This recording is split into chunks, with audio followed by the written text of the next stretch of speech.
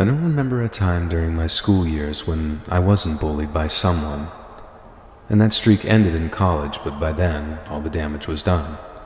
Was I stronger? Perhaps.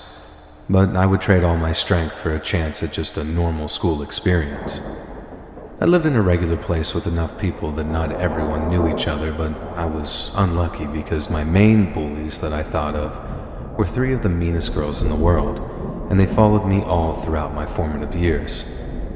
They didn't officially start bullying me until about 3rd grade. I already knew what being picked on was like, but mostly from boys who were just afraid of girl cooties and all of that. But in 3rd grade, my biggest nightmare started. These 3 girls, who I'll call Janice, Emma, and Gaia, noticed that I liked to draw during recess instead of talking to others or running around the courtyard. The first day, they took one of my drawings and threw it in the trash and then threw juice on it. I can't remember well, but I remember crying like a baby. It wasn't hard to get me to bawl my eyes out back then, and that's the main thing with these bullies. The more you reacted to them, the more they push. They were scolded at the time and separated from me, but little mean girls are tough to deter. And for years, I wished at that point that I was a boy, because I saw how boys bullied others, and it was mostly just physical. And I wish I could have fought them, but girl bullying is much sneakier and more horrible than that. Now, okay, this may be a little reductive to people who have been bullied with physical violence, but that's just how I felt. Like boys could resolve things quickly, whereas I had to play a political game against 8 and 9-year-olds. And I would only learn later that physical bullying wasn't better or easier to take, obviously. Once they noticed that they could get me crying over almost everything, I was their easiest target. I remember everything they did to me, from poking me in class with whatever sharp thing that they could find, to sending me notes with awful insults that picked at my young self-esteem. And I'm sorry, but when you're 9, reading the words, "You're so ugly, all the boys will forever hate you," it truly affects you. I broke down each time, and I couldn't control it, no matter how much I tried. As soon as I started bawling, they started laughing, and would only make me louder. Even my teachers got pretty annoyed with it. They stopped them at first, but eventually they started rolling their eyes and just continued class, sometimes ignoring me. And I guess that was easier than having to send kids to the principal and disrupt their lesson plans every single day. It took around 2 years to build up enough pain and psychological tolerance to not start crying like a baby every time they did something. But I was still tearing up, and that got them going. It spurred them on, and I still have no idea why it was so delightful for them. But it didn't matter that my tolerance for their bullying got better because we started growing up, and to be honest, things only got worse. Everything seemingly wrong that you can have as a teenager, it happened to me. I'm talking braces, bad posture, acne, frizzy and abundant hair, all that. And God, I even had a little mustache going. And although my parents cared enough to get me braces, they didn't think anything else like hair removal was really necessary. Acne and hair are parts of puberty, and my mother would say that. Now, PSA, please don't believe that. If your kids tell you that they want to get their mustache or hairy legs waxed, just let them do it. And maybe my life in general would have been better if my mom actually listened to me and allowed it, but I could have felt better about myself, I guess. Anyway, I had to get used to Janice, Emma, and Gaia's taunts through my most vulnerable times. Now, this might sound silly, but someone gave me chocolates one time and I ate them at recess, and I was still figuring out stuff with braces, and I thought that I had eaten everything without getting food stuck in my braces. But I did get chocolate stuck, and I quickly noticed that that was the plan all along. I went back to class, and somehow the girls had got one boy, this boy named Julian, to ask me if I liked the chocolates. I remember he was pretty popular, so I was shocked and immediately smiled, my chocolate-covered, bracy smile at him. And everyone started laughing, him included. This happened around the time phones started coming with cameras, and I remember they took pictures, and I was just mortified. I can't even imagine how I would have felt if those pictures ended up online. But if they were only passed around between our peers, and they were luckily very low resolution, I cried silently, as I had learned to do, and cleaned my mouth when that period ended. Tons of things like that happen over the years. It was only when we made it to high school that their attitude changed a little. I had learned not to cry at all. It hurt. The ridicule was still terrible. The absolute negligence or just lack of caring of the school staff really tore me up too. But I had finally learned to control my tears. And I learned that bullies can sense, smell, detect fear and pain and low self-esteem. They had messed with me so much over the years that I think that it was just habit for them, but when I stopped crying, they stopped caring.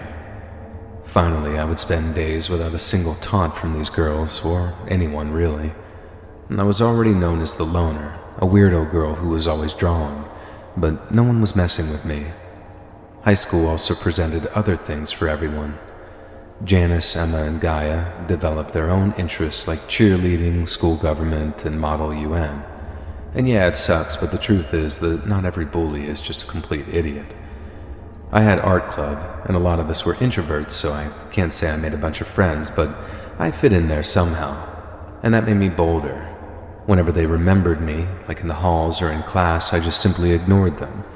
It sounds stupid and simple because that's what adults tell you to do about bullies, but ignoring them wasn't easy, and I was glad I managed it. That is until I got a group project with this guy Gaia was interested in. I didn't pick him, I didn't even like him, and I remember his name was Tony. The teacher assigned us together and we only worked at school after hours, and that's how Gaia saw us. We were at the library using the computers there, and the next day, those girls were on me like they hadn't been in years. They came into the girls' bathroom after me, and I hadn't seen them walking behind me until it was too late, closed the door and pushed me into a stall. Now, I had learned to gray rock them in the past, which is pretty much just ignoring them, but I couldn't with this level of aggression. I fell back onto the toilet and hit my back on the pipe pretty badly. I was trying to recover from the pain when Gaia hit me square in the face with a big algebra book. I yelled at them at last while I was trying to feel if she had actually broken my nose.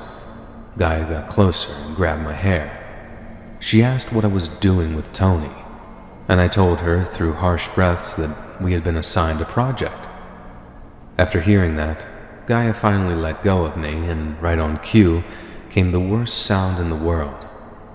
Their laughter.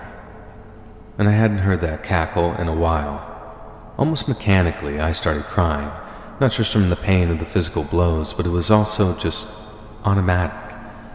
I was a little girl again, and they kept laughing and saying things like, "Of course, Tony could never like a girl like her. Gaia, you should have known that it was something stupid for school." I remember Gaia's smirk and how she said that it didn't matter because I needed to be taught a lesson, and how fun it would be to see me cry again.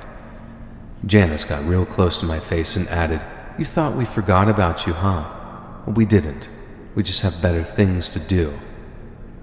And the next time you get close to one of our guys, this will be much worse." I remember those words. And our guys. I didn't even know Gaia liked him. I was just sobbing, and finally someone opened the door. It was a teacher that I hadn't met before, and she asked what was going on, and Emma said that they didn't know. They found me crying in the bathroom and wanted to help, but I wouldn't tell them what was wrong. And the girls left, and the teacher tried to ask what was wrong, but I just kept crying and crying. My mother picked me up and gave me a lecture about getting a call from the school. I wailed that I was bullied and no one cared or believed me, and I got grounded for doing that. I mean, my mom wasn't mean or anything, but she just couldn't understand. And according to her stories, she was popular. I went to school the next day with actual bruises that no one asked a word about. Really nice, huh? And I asked that teacher to let me do the project alone, and I even begged her. Tony could easily be placed with another group, and she ended up doing it. I avoided all the boys from then on, insisting on working alone or with girls if that was possible, and the teacher thought that I feared boys, but they didn't ask why. And the rest started a rumor about me being a lesbian, and you can probably guess how I was bullied about that. But ignoring everyone became my thing. I even ignored anyone who tried to be nice to me. They had broken me after all those years with that stupid bathroom encounter, and perhaps it wasn't them, but others who didn't care about me, or it could have been my mother's attitude. Either way, I just felt shattered inside. You're probably waiting for some revenge that I got, but I didn't get one. There's a silver lining, though. At 18, I left my house and went to college. I found friends, still introverted, and finally shaved wherever I wanted. I dare say that I became pretty to myself, which was a big accomplishment considering how I felt before. And as for Janice, Guy, and Emma, I think they're living good lives, for the most part. And that's not what most people like to hear, but that's real life. Maybe karma will get them one day, but maybe not.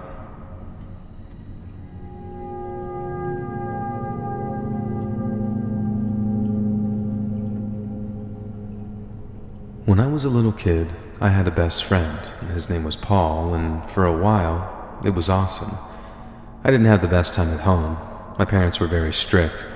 I understand that they were trying to raise me well, but my father's military career made it hard for me to be who I was. My mom just followed his lead, so I often felt like I was alone in the world until I found Paul. With a military dad, we moved around a lot, and I didn't have the chance to make a lot of friends. Paul was my neighbor. It was like he took me under his wing and we became best friends almost immediately. And I thought he was pretty cool too.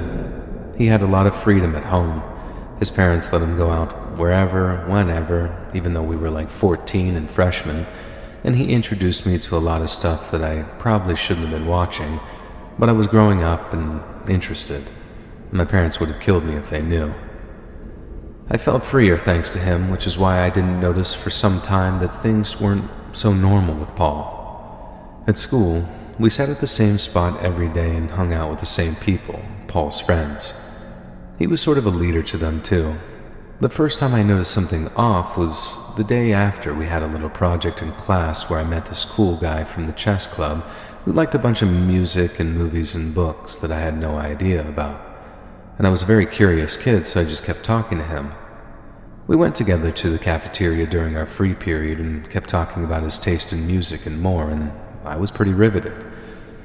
Paul must have entered the cafeteria without me noticing, and out of nowhere, I felt this pull on my shirt and turned to see his very angry face. He asked what the hell I was doing sitting there with that loser, and I didn't know what to say. My new friend was shocked and a little scared, and I had no idea what to do, so I let Paul drag me back to our regular table, and nothing else was mentioned for the entire free period. But I wasn't an idiot either. When we were alone at school, I asked him why he did that, and Paul managed to convince me that I had to watch out with whom I spent some time with. I couldn't be seen with some loser kids from the chess club. Paul said that if I wanted to be a loser too, then he wouldn't be my friend anymore, and that was very terrifying at that age. I couldn't conceive of not having Paul and his friends as my friends after years of not having anyone to rely on, and so I agreed and stopped talking to that guy. The next incident happened a few weeks later when Paul invited me over for some TV and games, and there were two girls there. I knew them from school, but this was the first time I hung out with girls in such a private setting. I asked what we were watching, and Paul made us look at this X-rated stuff on his TV. I don't know if the girls were comfortable with that, but they didn't seem to say a word. And at one point, Paul called me to the kitchen and said that he was going to his room to make out with one of the girls. I told him fine, but I was tired and wanted to leave. He got this angry look again and told me that I wasn't leaving. I was staying and making out with that other girl. I said I didn't want to. Yes, I was 14 with raging hormones, but I didn't want a make-out session with some random girl that night. Paul said that I had to go and kiss her right then with him watching. Otherwise, I could go home and just never talk to him again. All of this just felt so unfair, but that threat again was enough to just get me moving. The girl seemed to be into it, or maybe she was just trying to fit in like I was, but we did kiss. And it was my first kiss, but nothing like I imagined or wanted. I definitely wouldn't have picked for Paul to be there commanding this entire thing. I kept kissing her until Paul left for the other room with the other girl, and I pulled away and told the girl that I was leaving, and she said that she wanted to leave too. And she and I actually never talked again, but Paul told all the guys in our friend group about it and made me out to be some sort of hero for kissing this chick. And I didn't like that, but at least he was happy, and I guess we were still friends. Little things like that continued to happen, but at some point, Paul stopped threatening me with his friendship, and he actually started hitting me instead. It was small in the beginning, like a nudge on the shoulder that hurt a little too much for comfort, wasn't very friendly. He hit me in the back of the head when I wouldn't move fast enough for his liking, and my shins also took some kicks from him. And the things that he was asking for, like sneaking a bottle of vodka out of a store, got worse and worse. I don't want to paint my teen self as the most innocent person in the world. I knew I was doing something wrong, and I still did it. It's hard to even remember what it was like or why I felt compelled to do what he wanted. Yes, he hit me, but it was like a trance that you can't get out of. I once pulled a girl's skirt right off of her in the middle of the quad because Paul asked me to. Actually, I did that completely hoping that I would get in trouble, that the school would call my parents. If my dad had found out about it, he would have forbidden me from ever going out until I turned 18 and left his house.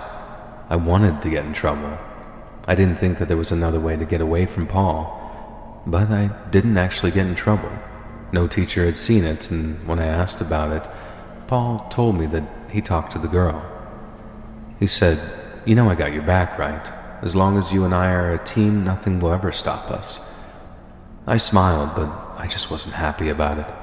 Paul's demands and his requests increased, and I swear that I tried to refuse, but he was full on hitting me by that point, and those were times when no one else was around. One night, Paul told me that we were going to steal a car, and we could go joyriding. I said no, full stop. We were 15 then, and I knew that he would want me to drive, and if caught, I would be the one to get in trouble. I was tired of his tyrannical ways. Paul started hitting me as always, goading me, hurting my shins, and I still wouldn't do it. He got angrier and angrier until all of that rage just exploded in some serious meltdown, but also a beatdown from him to me. In the moment, I tried to protect myself from the blows, but it wasn't easy. Something had been unleashed, and it wasn't until some guys in some truck parked nearby yelled at us that he stopped and fled. I was fine mostly, just kind of bruised up. I managed to go home and to school the next morning without being seen by my parents, but the teachers and others noticed it in my face. The staff thought that I was being hurt at home, and my homeroom teacher took me to the principal. I just followed along because I didn't want to see Paul, and I only saw him from my side eye with his arms crossed as I walked into the principal's office, but I just kept walking. The school called my parents, and I still smile remembering how that principal, Mr. Perez, and the school counselor faced my intimidating father. They said that they would call CPS and the police to have him arrested, and my mother started crying, and that was when I told them the truth. And I just broke down, telling them how I had felt about being Paul's friend and the subject of his bullying. The meeting wrapped up, and I was sent home for the day. I anticipated getting scolded by my father, but seeing me crying like that affected my dad. He talked to me alone in my room and listened without his usual attitude, and I had never felt a real connection to him until that point. He comforted me in his detached way and told me that I didn't have to worry about Paul again. We were moving again for his new posting, and I swear, I had never felt so good about that news. I didn't say goodbye to a single person at school, and I guess I'll just do it here now, even if years have passed by. Goodbye, Paul. I hope to never see you again.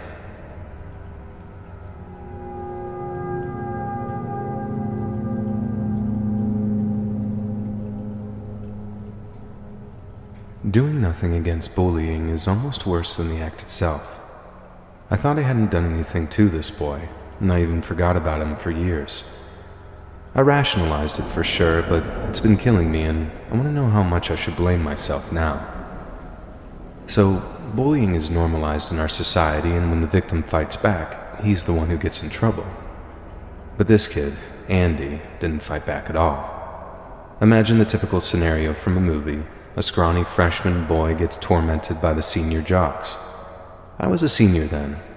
It's a cliche for a reason because it has happened often and will continue to happen no matter how many generations pass. In the locker rooms, in the hallways, and in class, Andy was teased relentlessly.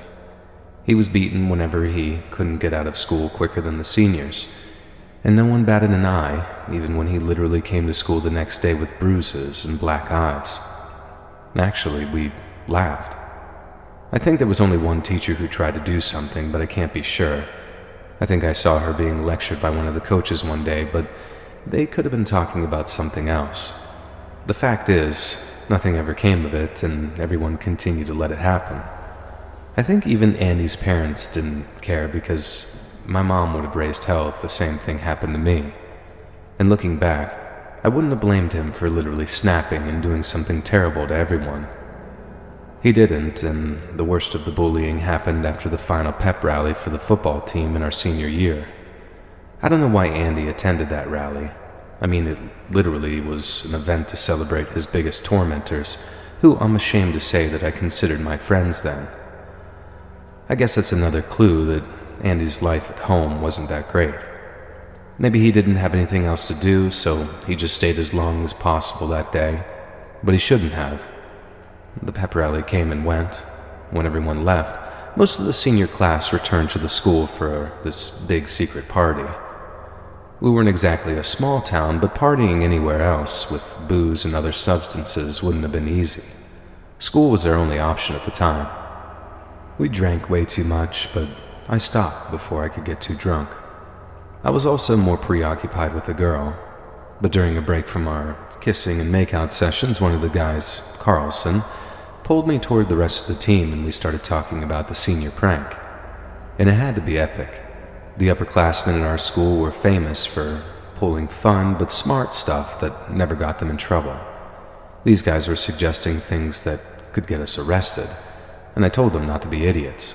We couldn't jeopardize the final game of the season or our graduation, so no, stealing all the final tests for the entire high school wasn't an option, and neither was destroying the principal's car or driving it into some body of water. I had to remind them several times that the idea was for it to be fun, smart, and not get us expelled. They laughed but saw the wisdom of my words, so I suggested other ideas, but we weren't planning anything serious then. Our friend Walter arrived just as we were talking about streaking with masks through the school parking lot on a random Monday. I would say that he was the biggest bully in the team and the entire senior class. He was huge and had rich parents and influence, so basically untouchable in my mind. We had all assumed that Walter had sneaked off with a girl to hook up, but he came back dragging Andy with him. He starts saying things like, "Look what I found," and everyone was jeering, even me. I knew something bad was going to happen, but I still just laughed like some hyena when I saw that little kid. Walter said that he had an idea for the senior prank, and it was all going to be focused on Andy. I kind of stopped laughing then. I tried to tell them that doing anything to Andy couldn't really be the senior prank, but with Walter being there, all the others just stopped listening to me. Now, Richie, he was the mascot on our team, and he was a lion, pretty athletic kid, and he had grabbed it from wherever it was stored, and he said, "Let's dress him up," and Walter loved this idea. Everyone cheered again, and as we forced that little kid into a big lion costume, Walter made him crawl on all fours and roar for some time while the rest of us just watched. Then we started throwing beer at this kid. Well, the costume, I guess, but either way, it was pretty degrading.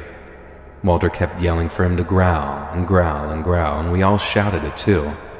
And after a while of this, I noticed that the girls had gotten bored and most of them left without us. Maybe it was because we had stopped paying attention to them. Parties without girls really don't make any sense in my mind, so I told the guys it was probably time to leave too. and that's when they noticed the girl's absence. Carlson told Walter everyone was leaving, but Walter stopped us, said something like, "No, we have to finish our senior prank." And I asked him what more he would want. He played with the kid all year and pretty much all night, basically. He told us to follow and dragged Andy, who was still in that lion costume, to the shower locker room. I followed along with Carlson, Richie, and the two other guys, so not everyone witnessed what had happened. Walter grabbed some rope from I don't even know where and tied Andy to one of the showers. We had this system where the pipes were in the middle of the shower area like columns, so it was easy to tie him up. And then Walter turned on the water, and Richie complained because he would get the blame if the costume was completely ruined. I was pretty uncomfortable in that moment too, but Walter didn't listen to Richie or I. He soaked the kid, who remained motionless in his spot. And I shiver right now thinking about it back then because it felt like he was more than just tied to the shower. Andy was defeated or resigned to Walter's bullying. This kid was just completely gone. I remember Richie finally said something like, "That's it, I'm done. If anyone asks about this, I'm putting the blame on you, Walter." And Walter hurled some insult at him and just kept going. Carlson was also worried, telling him to stop and just untie him. And he told Walter, but Walter was just in some frenzy by this point. And honestly, I don't think there was any stopping him. He shut the water off, and I thought, finally. But then he unzips his pants. And that was it for me. I asked him what the hell he thought he was doing, but it was too late. He started peeing on this kid. And he was laughing, telling us to join in on it. I looked at Carlson and we just shook our heads at how sick all of this was getting. I left then, not caring what else happened. All I knew was that I didn't want to see it. I got home, pretty tired that night, and I just sat in bed, thinking how relieved I was that graduation was finally coming and I could just get far away from all of this. So, the pep rally actually took place on a Friday, and when I arrived at school that Monday, there was some commotion, and I just knew that it probably had to do with Andy. I even expected the police to be there and actually question all of us. But the commotion was just a bunch of students outside the shower locker room, and then I saw a few male teachers carrying Andy out. It was Monday.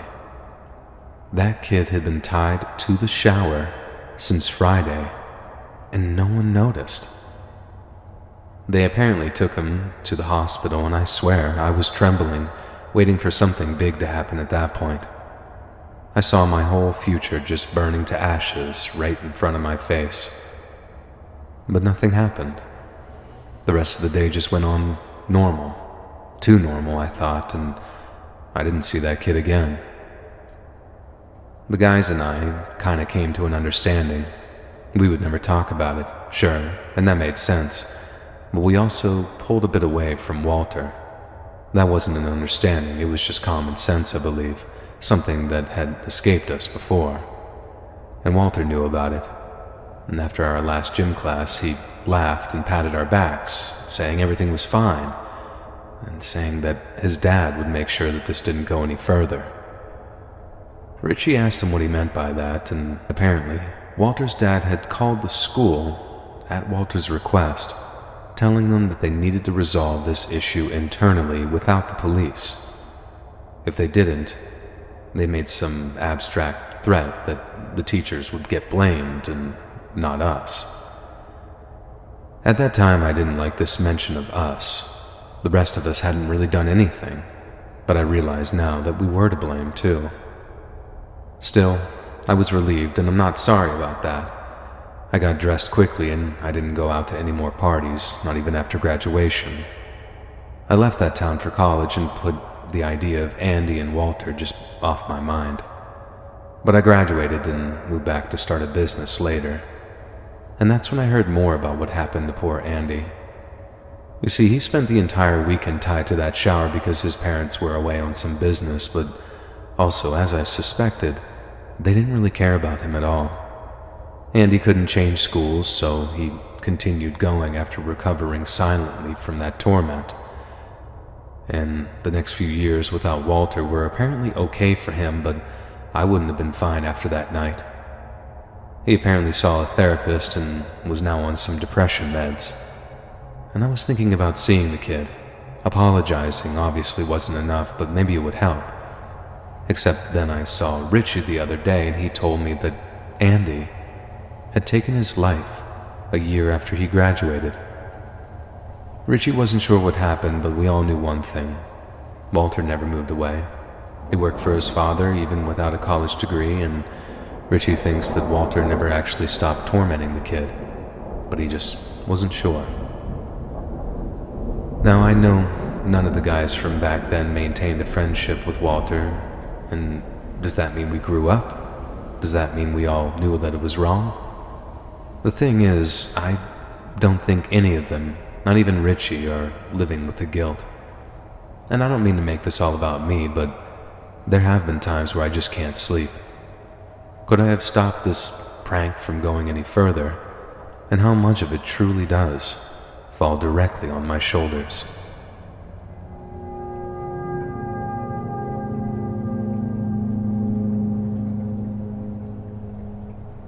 My family moved to the smallest town I'd ever seen during the middle of my sophomore year. There was only one high school, and it became apparent real quick that most people there had known each other forever. I stood out like a sore thumb from the very beginning.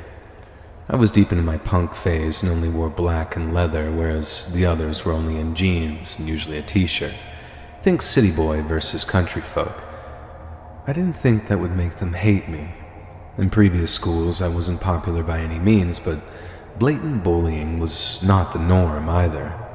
You'd get insults from others who thought they were better than you, and I saw the girls being mean to each other and the popular group ruled, but it was like they didn't care about others enough to even really escalate to actual bullying. In this new school, anyone who stood out was a big no-no. But what made things more difficult for me was that I didn't have a single person to blame for the torment that I was receiving. But let me get to explaining how the bullying actually began. If I had left a class for the bathroom or whatever, I would return to my book bag turned inside out and all my belongings scattered all over the floor. I rolled my eyes at that and asked who did it, and people would just laugh. And I even asked our teacher.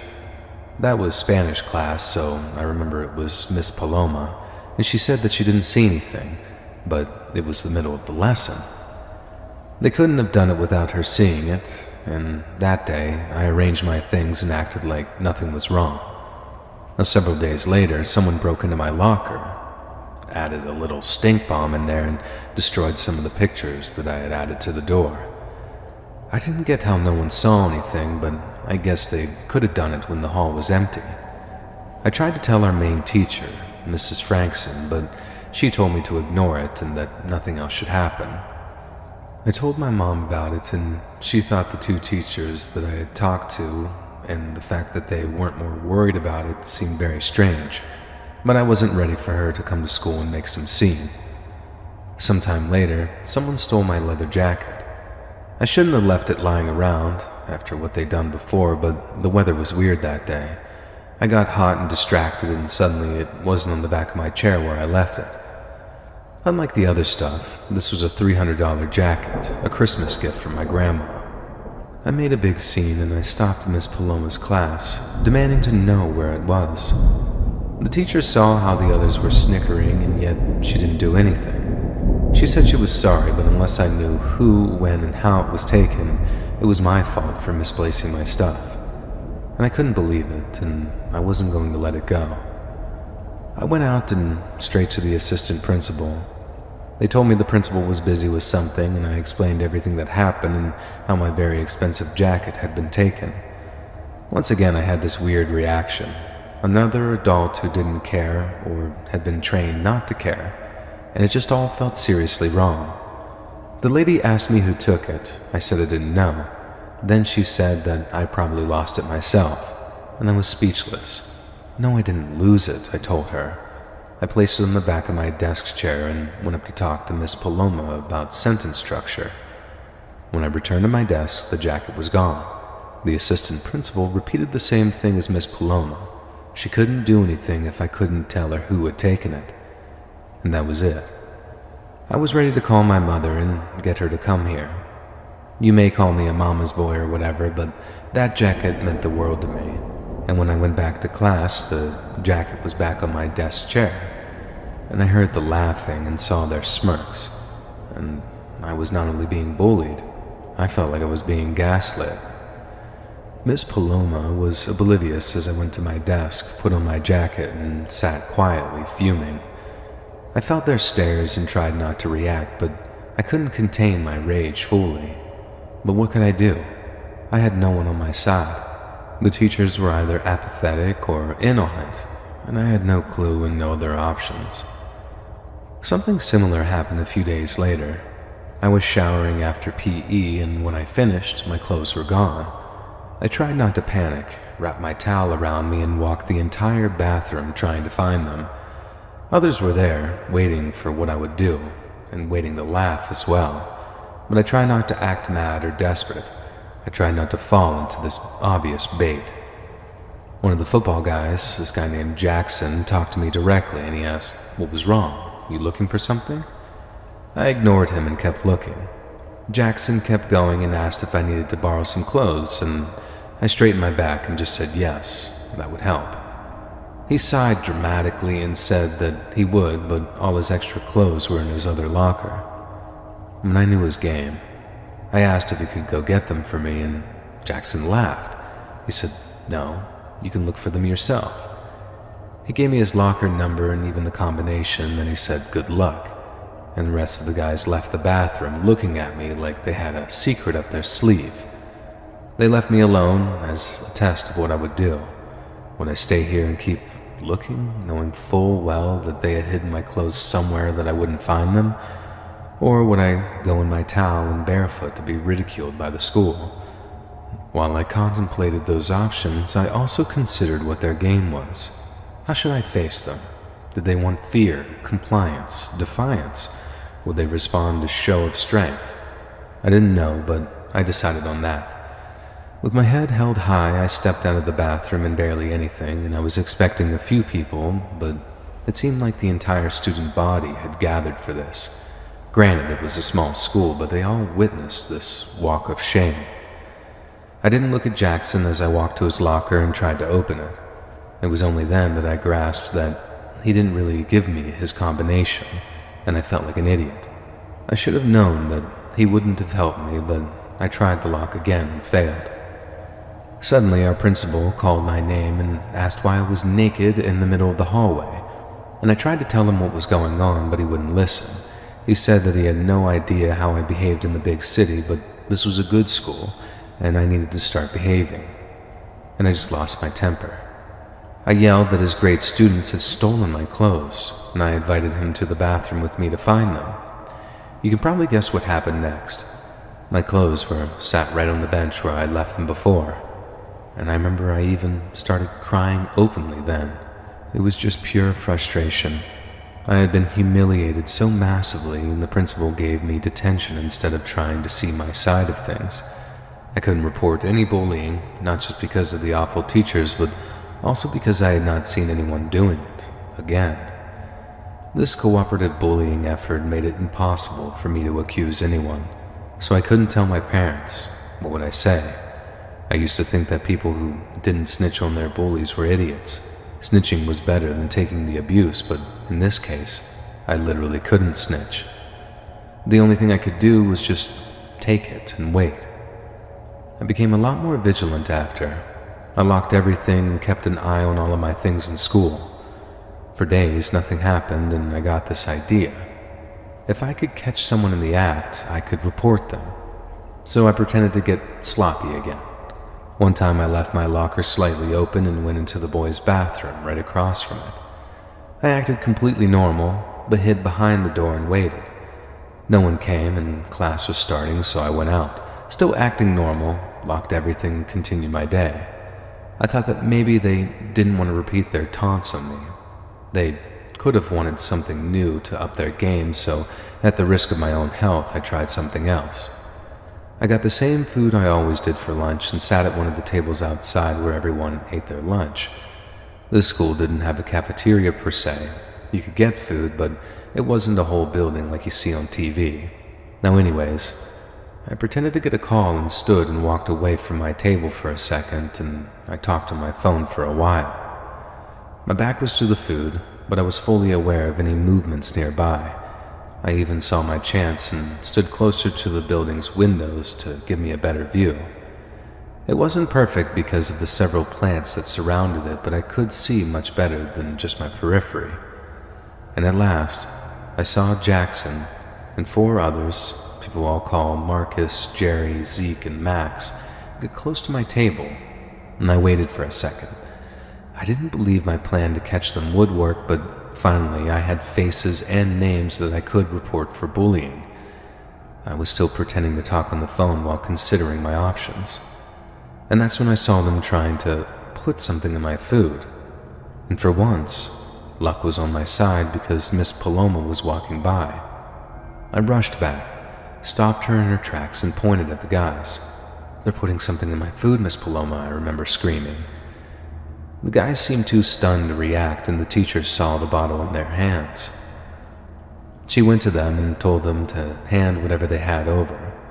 Jackson pretended it was nothing, and the others backed him up, but I insisted.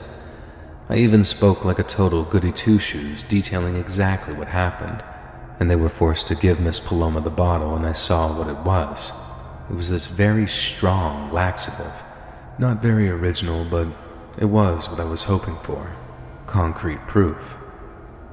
"You boys follow me to the principal's office," she said, and that included me. And I finally felt vindicated, almost elated, like I had won some lottery. I sat down with the principal, and this time I had a chance to air out all my grievances. Everything that had been happening to me once I started school. I didn't blame the staff for their indifference because I was trying to win them over to my cause. The principal asked the guys if they had done all of those things to me, and they muttered some no's, and yeah, I couldn't prove their involvement before, but the laxative was as clear as day. The principal said that they didn't tolerate bullying at the school, and that's funny because no one seemed to care before, but they called everyone's parents, and it was this very big thing. I fessed up to my parents about my school life. I added all the details I couldn't say anything about before, and how I finally caught the guys, although I left out the part about that being my plan. My mother made a big fuss about it, and the other parents weren't happy, but I was delighted that adults finally saw things and wanted to solve it. The principal even lifted my detention from that towel incident, and I spent that weekend happier than ever. My other problem came later, though.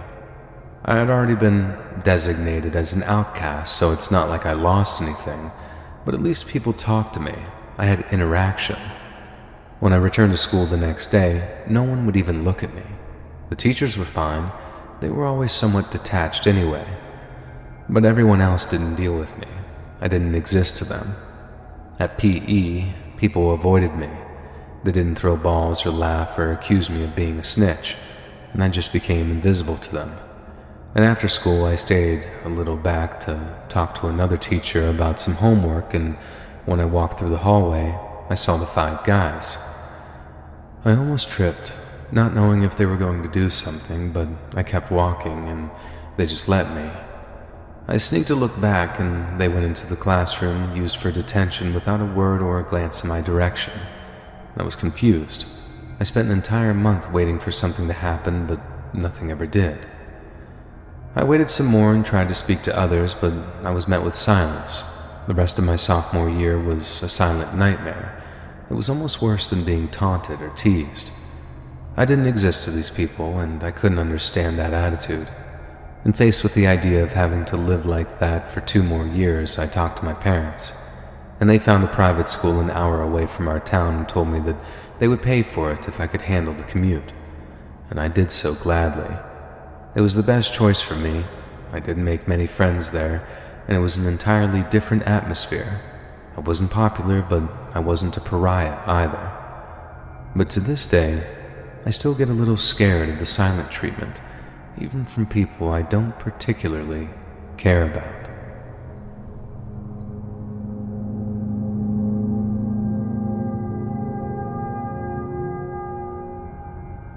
I didn't realize how hard it would be to move to an entire different country. My family came to the United States in the 1990s. I was 10 and I barely spoke English. My parents made me believe that there were many other Latin American kids in Florida, but we ended up in an area with mostly white people, and I started only knowing simple things like, my name is, I'm 10 years old, and I come from X country. I knew I could learn quickly though, because I had always been a good student back home. But at my age, it was very likely that I would always have an accent. I was also browner than my peers, and I got strange looks. And despite what you may see in many movies, most countries in Latin America are pretty diverse. We have everything from blue-eyed blondes to the darkest skin color, and some places have different or more varied ethnicities, but the point is that I had been exposed to all kinds of different people already. I never gave that difference a second thought, and that wasn't the American experience. My new schoolmates had obviously grown up without any exposure to other people or foreign cultures, and I slowly had to learn the rules of this country when it came to race and other issues, and this was a big culture shock altogether. During my first days, all I got were strange looks and a few interested, friendly gazes.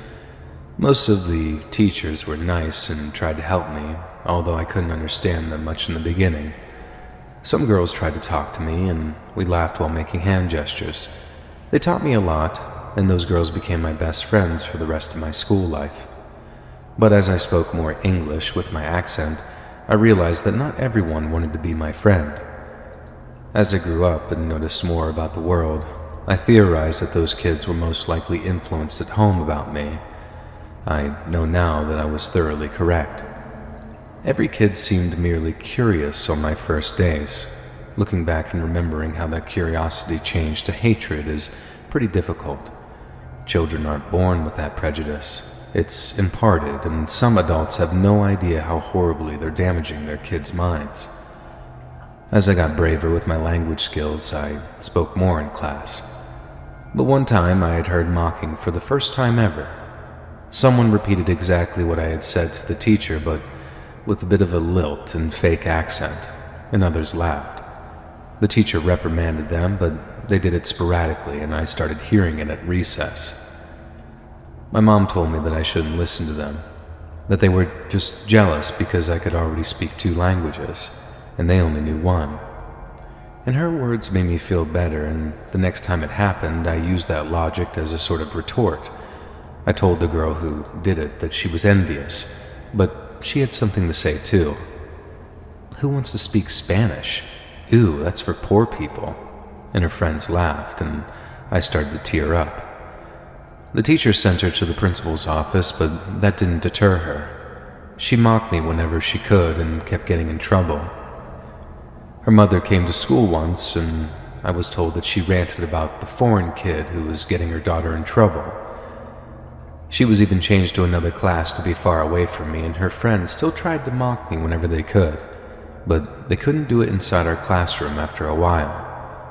The rest of my classmates had gotten bored. You can only make the same mocking joke a couple of times before people just don't find it funny anymore. The girls weren't happy that I was making more friends, and even the boys liked talking to me and asking me questions. I'll call my main bully here Sarah, and her friends really don't even deserve a name. They were just sort of her minions. The worst of her bullying started at one recess. I was playing in the playground with my other friends, and there was this tunnel. It wasn't a slide because it was straight, but I loved it. I went through it, following my buddy Anna, who had just gotten out. I was about to go out when Sarah blocked the opening.